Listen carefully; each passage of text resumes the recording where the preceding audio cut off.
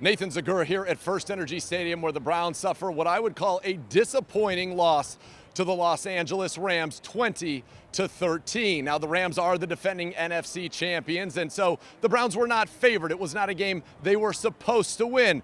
Part of the reason for that was that the Browns were injury depleted. In fact, both starting quarters, Denzel Ward and Greedy Williams, were inactive. Both starting safeties, Demarius Randall and Morgan Burnett, were inactive. But the Browns defense came out and I think turned in a tremendous, gutsy performance. They held the Rams to just 20 points on Sunday Night Football. They had 3 takeaways. A secondary that didn't have its starters still managed to have 2 interceptions. TJ Carey with a great one-on-one play on the outside. And then Justin Burris, remember him? He was with the Browns late last year and into the preseason, cut at the final countdown, signed back late this week, played I think every single snap on defense and had a huge interception that gave the Browns the ball back, down only 7 late in the fourth quarter. It was deflected by Schobert and Burris was the right man at the right time. The third takeaway for the Browns, well, that was Myles Garrett. Sack, strip, fumble late in the first half, picked up by Joe Schobert.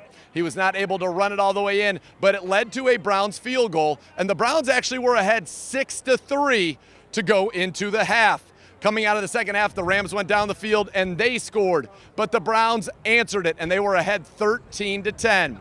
The Rams would take the lead 17-10. They would then go on to add a field goal to make it 20-13. And that's where Schobert, with a huge tip when this team needed it most, puts it in the air. Burris picks it off. The Browns have the ball.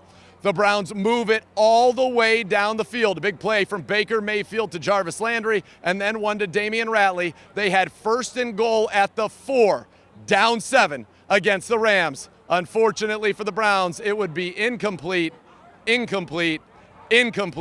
and then an interception on 4th down to seal the game for the Rams. The Browns had their chances in this one, and I think when they go back and look at it, they're going to say, offensively, we did not do enough. And unfortunately, that's been a theme now 3 weeks in a row. Baker Mayfield completed just 50% of his passes today and averaged under 5 yards per attempt. Those numbers are not going to get it done. Conversely, the Rams averaged about 7 yards per pass attempt and had 2 receivers go over 100 yards in Cooper Kupp, who seemingly was uncoverable today, and Brandon Cooks. So yes, they moved the ball, but the Browns defense did a good bend but don't break and came up, as I said, with the 3 takeaways. The Browns were +2 in that department. Not something you would have expected with all of the injuries. So the defense did, again, a great job against the defending NFC champions and gave the Browns a chance late to at least tie it and send this game into overtime. But offensively, it just was out of sync again in this passing game. People not getting open down the field, and if they were, there wasn't time to throw it. It just didn't look the way we expected this offense to look now after 3 games. I know Freddie Kitchens and his staff and Baker Mayfield will go back to the drawing board to try to get this figured out because they have a big challenge next week on the road against the Baltimore Ravens.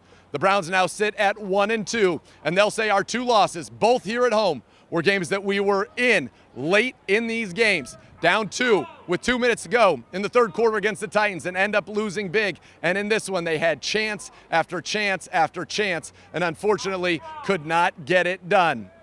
Hopefully that will change in the future, because if this team plays a complete game, we've seen how good this defense can be. The special teams have been good. If the offense joins them, I think the Browns can be on their way to some big wins and getting on the streak we need to get this season back to where we all hoped it would be. For the latest on your Browns, keep it tuned to ClevelandBrowns.com and the Browns mobile app.